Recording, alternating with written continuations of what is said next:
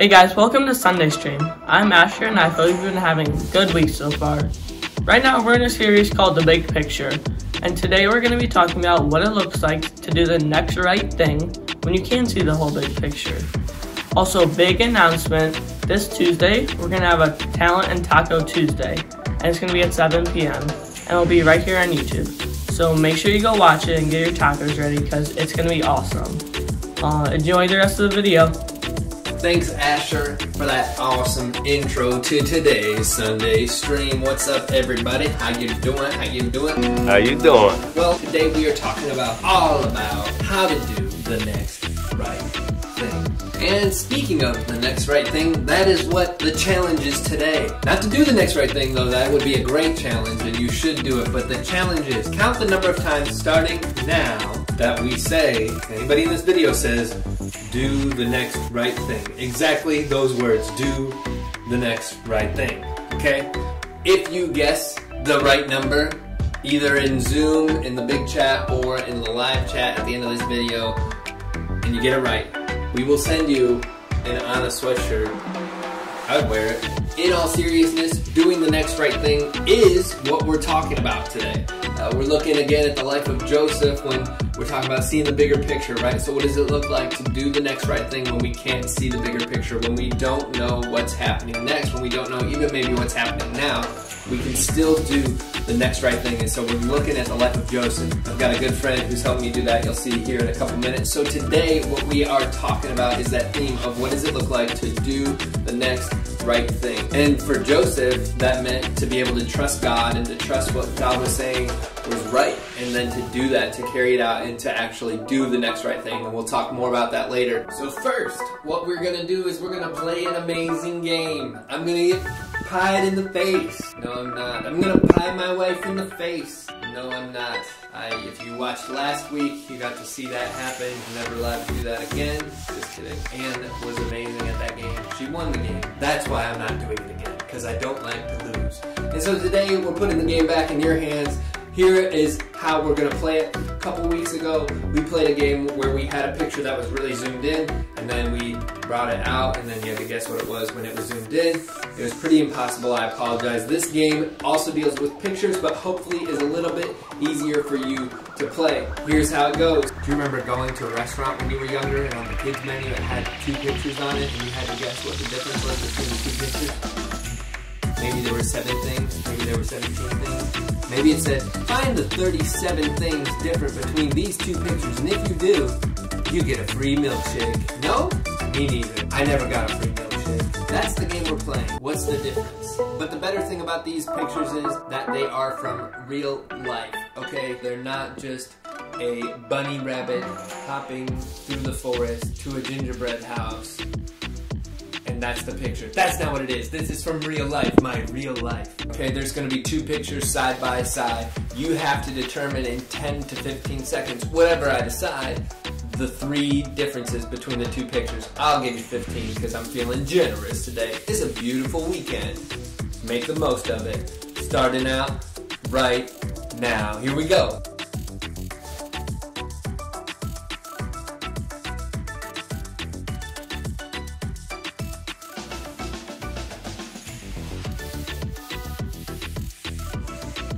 Alright, we got 3, 2, 1, time is up. The 3 items that were different were the lower left target on the net, the ball, and the hockey stick itself. Alright, let's keep it moving into the garage.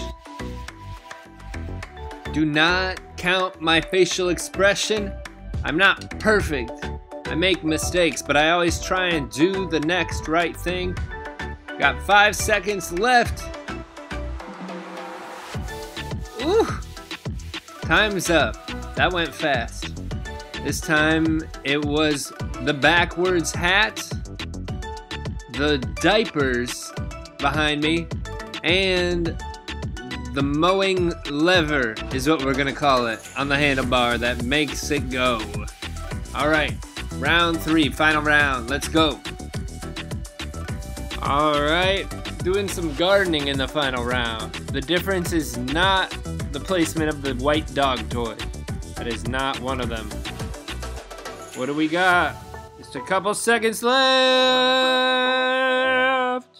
All right, the differences were the extra seed packet, the grass seed on the right side, and a magical pinwheel close to my left arm. And we out. Alrighty, well done everyone. Way to play the game. Some of you were able to pick out the differences really quickly. Sorry if I confused anybody, if I messed up the game. Let's not all act surprised at once now that I messed something up, okay? Some of you though, you struggled a little bit. It's okay. Good news is, right now, we are actually going to level the playing field. Oh, sorry. Actually, we're going to level the ice. Oh, sorry. We're going to get out the maple syrup. Sorry. We're going to get out the hockey sticks and the nets. Oh, sorry. I got company over. I got to go make a Tim's run. Sorry again. Sorry. Sorry for saying sorry so much. It's just that I am so excited to bring on our friend to the Sunday stream, Thaddeus Stewart, who is from our Troy campus, but also from Canada. If you didn't catch all of those things, now you know. Thaddeus, welcome. So glad that you're here, man. If you guys didn't know at home, Thaddeus is at his house right now, and his baby, newborn baby, is resting, is sleeping. So well, we hope.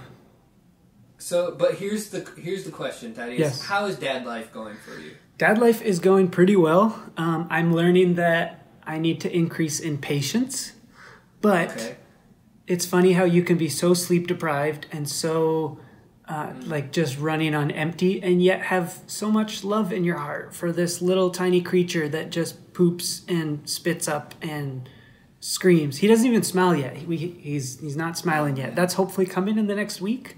But yeah, you'll probably get a little funnier and. Oh, hopefully, yeah. Maybe that's what it is. Maybe I just need to ramp up my funny game. Yeah, I'm just giving you. No, but it's good. I'm really enjoying it. Diapers aren't as bad as I thought they were going to be, so that's nice. Good for you. Yeah. All right, another one for you. What is the worst poop that Micaiah has done so far, and how many times did it make you throw up? Because for anybody that was at Takeover, we saw you throw up. So I haven't thrown up from any diapers, but the worst one, I actually don't think it was me. I think it was, oh no, it was me.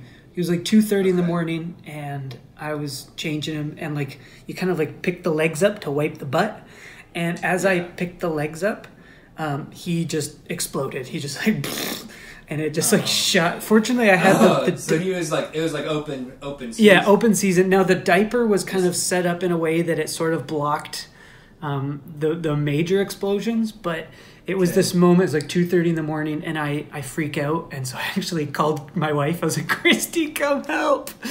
And she kind of like stumbles out of bed, and she's like, "What's happening? What's happening?"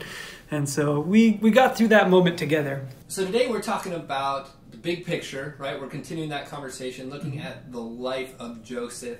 And today is all about doing the next right thing, and when to do the next right thing, how to do the next right thing. And the scripture that we're looking at from Joseph's life is when he was second in command in Potiphar's house. And Potiphar's wife actually tries to tempt him, tries to sleep with him. And Joseph is like, I don't want to have anything to do with this. I can't have anything to do with this. And he does the next right thing.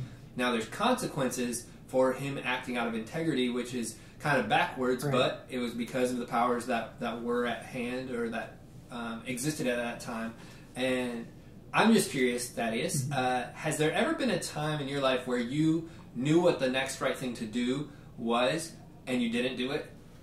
Yeah, I remember a specific moment when I was I think it was in grade 7. Might have been grade 8 though. And sorry, I say grade 7 and grade 8 because in Canada we put the grade before the number. I know here it's 7th and 8th grade, but makes sense though. But yeah. So anyways, 7th grade, 8th grade, grade 7, grade 8, whatever it was. I was in middle school.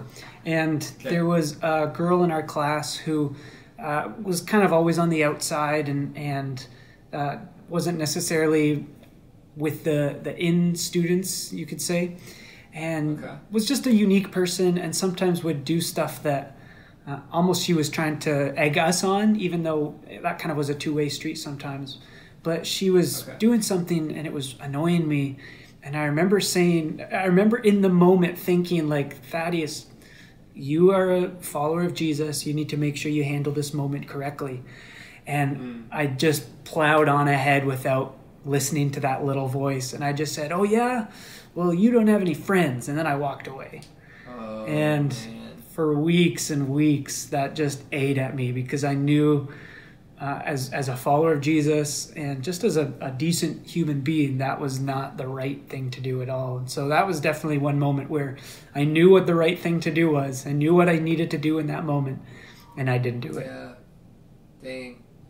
Yeah, that's tough. I'm sure nobody's ever done that. That's watching this, though. Everybody Probably watching not. This is perfect. Probably not. Yeah. Dang. That is pretty brutal. I know. Well, I've worked through it, so. Yeah, well, that's good. It's interesting, though, because I'm sure there's something in all of our lives where we do miss the mark in that sense, and we do something that maybe isn't the right thing, even though we know what the right thing to do is. Right. And it's interesting because you even mentioned, like, as a Christian, as somebody who follows Jesus, you knew what maybe he would have wanted you to do in those moments. And I think for all of us, there are values, right, that come when we choose to follow Jesus. Yeah. So there are ways that, one, he changes our hearts, but there's also things that he lays out for us. Obviously, the big two are loving God and loving others. Right. So we can kind of filter things through those two commands that he gives us, those two values that he gives us.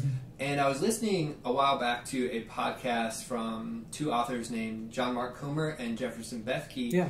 And they were talking about values and saying how values, they become values when they cost you something.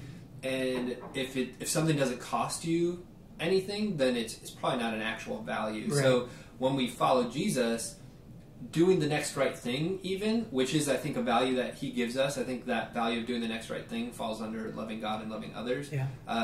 But that comes with a cost. So even though maybe in that situation, if there's something hard, or for some of you guys at home, when hard situations come up or tension-filled situations come up, and we know what the next right thing to do is, doing that sometimes is hard for us. Yeah. Like, doing that next right thing is hard. But I think that shows that it's a value. It shows that it's a way that we're following Jesus. So I think that's important to realize. One, not everybody's perfect, but also there are things that we can do. And there is forgiveness. There is grace, obviously, from Jesus.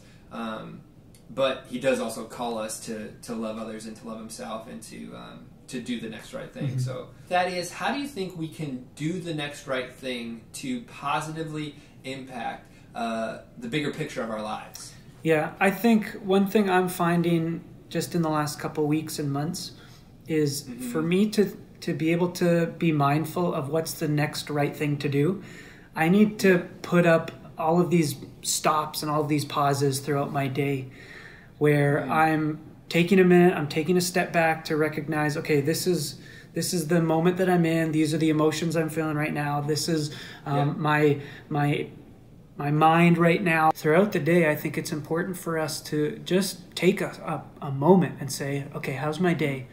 What's happened up until this point? What are the emotions that are in my mind or my heart right now? How was my morning with my parents before I got on the bus to school? Or what was my interaction with my teacher in that last class?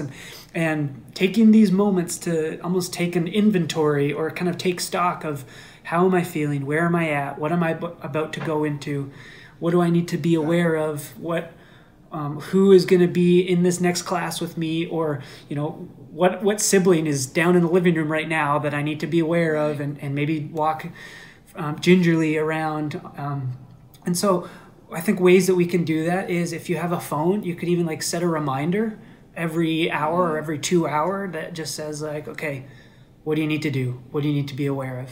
Or maybe if you don't have a smartphone, maybe you just get a sticky note and let's just by the door of your bedroom, just put up a sticky note and just say, hey, look, what do you have to be aware of? What's the next right thing to do? What do you need to say to this person or things like that? So I think just one of the biggest things is just stopping, pausing, and taking kind of that heart and mind inventory and recognizing where you're at what are the situations you're about to go into, who's going to be there, and just being mindful of those kind of things. Yeah. No, I think that's a great point. I think the more that we slow down, the more we're going to be aware, like you mentioned, and the more we're going to be able to do the next right thing when a situation arises. Right. And in the world that we live in, that's totally countercultural. Like anywhere you look, everybody's like, go, go, go, go, go, 110%, million miles an hour, don't stop. Gotta. What, I don't even know how you say it. Like grind. What is it? Like gotta. Gotta. Yeah. Grind 100 or whatever. I don't know if that's a thing that people say, but like just like getting the hustle, like I don't know. I don't know if any of these are the right phrases, but just like people are always like go, go, go. And it's like when you go the way of Jesus, you definitely are going to have to not go the way of the world. So what's a time maybe that you've done the right thing in the face of difficulty or in a hard situation or in the face of adversity? Yeah. Well, it's actually linked to the story of the time where I didn't do the right thing in that moment. Okay. Like I said, my conscience just ate away at me for weeks, that comment that I had said to that classmate. And I just felt so guilty, and I knew that I was wrong, and it just was gnawing at my heart. And eventually I had a conversation. I think I was talking with my mom. And I was like, this is the situation, like, this is what happened. And first of all, like, uncomfortable conversation to have with your mom, because right away she's like, I'm so disappointed that you said that, Thaddeus. And I was like, ah. And she's like, well, you know what you need to do right now. And she didn't even say it, but I knew that I needed to go to that classmate and apologize. And so the next day I went, or it might have even been like a couple days, because I think I had to work up the courage to actually have that second conversation. Yeah, no, that's hard. But I went to her a couple days later and I just said, hey, you may not even remember this, but a couple of weeks ago I made this comment, and I just want you to know I felt so bad about that since I said that, and I just want to apologize and tell you I'm really sorry. And I know that's something that nobody else in my class would have done. They had no conscience about the things that they would say, and they would make comments to her and never once went back to her and apologized. At least to my knowledge, I'd be surprised if they did, but that was something that nobody else was doing, that sort of thing. But I just knew that that was what I needed to do. And it wasn't easy, and I had to really build up that courage, and I really had to ask God to help me with it. But I knew that was the right thing, and as difficult as it was, I did it. Wow, dude. That's awesome. Do you have any idea, obviously that was years ago, do you have any idea or remembrance of how that was received by her? Not really. I think she made some sort of comment about like, oh, that's okay, and like whatever, just kind of moved by. So it wasn't like this profound moment that she had, but it was definitely one that I needed to have, and a good lesson that I needed to learn. Well, that's really interesting, even to think about how so often, like, obviously you experienced freedom through that because you were feeling some guilt, or I mean, guilt's probably the best word to describe the feelings that you were having. Shame. And yeah, probably some shame too, like especially with you trying to reflect Jesus. Right. And you're like, man, I feel like I let maybe thoughts of like letting God down in those ways, or not representing Him well. But then for you to get to experience freedom in that sense, I think it's Galatians 5, verse 1 that says it's for freedom that Christ has set us free. Right. So even to think about how that was a gift for you to do the next right thing. And hopefully for her, maybe she still remembers that, maybe not, but just to think about how doing the next right thing isn't just about God waving a gavel telling you that there's two paths you can take and you need to take one or the other. There's one right and one wrong. But it's more about God guiding us, His Spirit guiding us, and obviously guiding you in those moments. Even as you're talking about your conscience, it's like, well, your conscience is a thing, but also it's God's Spirit in you, making you feel and convicting you. And then leading you towards freedom. So and I think there's something in there that we should point out, that so often when we follow Jesus, we think that He speaks to us in this voice of like pointing the finger and accusing us, and He says like, you did this wrong and this is what you did, and but there's this difference, like that would be called the voice of condemnation. But you just said it, that God actually convicts us, and conviction is different than condemnation, in that conviction is something that God uses to kind of like put some pressure on an area of our heart or our life that says, hey, this doesn't match up with how I've called you to live, but with my Spirit, you can actually make this change. And so, yeah, I was definitely hearing the convicting voice of God, maybe feeling the condemnation from my own self, but God was convicting, and it resulted in this change that happened. So that's great, man. That's really good. Even thinking about Joseph too, it's like that was obviously a hard situation where this woman who's essentially more powerful than he is, saying that she wants him and wants him to do something that's not right, and Joseph in the face of that says, no, I need to do what's right. So he probably experienced a lot of feelings in those moments, but knew that God was calling him to do the next right thing, and the next right thing was not to do what she was asking. And so he was able to rest his hat on the truth that he did the next right thing, even though that wasn't rewarded in the short term. It was rewarded in the big picture. So I think the same was true for you there. So that's awesome. So last question before we end our time here today, Thaddeus, is what do you think Jesus would have to say about us doing the next right thing? I think he would say that you are not the author that he is. I think in the world that we live in, we like to think that, you know, we're the masters of our own destiny, or we're in control, and as long as we put in the grind, like we were talking about before, as long as we hustle and as long as we do the work, like we'll get, you know, the fame or the recognition or the money or the popularity, the social status, the material goods. As long as you like chase after it, but the reality is that we are just participants in the greater big picture, if you will, that God is orchestrating and that Jesus is leading us through. And so I would just say, just remember that you're not the author of your story, but you are following the one who is. And when you walk with him, he's going to make sure that every scene and every moment works out the way that it's supposed to be. And it may not be the way that you want it to be, but it's going to work out in a way that will bring about fruit. I think it's Galatians 6:9 says, don't get weary of doing what is good or what is right. So in other words, like don't get tired of doing the right next thing, because at just the right time, you will reap a great harvest. Thank you, Thaddeus, so much for spending that time with us and sharing your wisdom with us, man. We love you and we're grateful for you.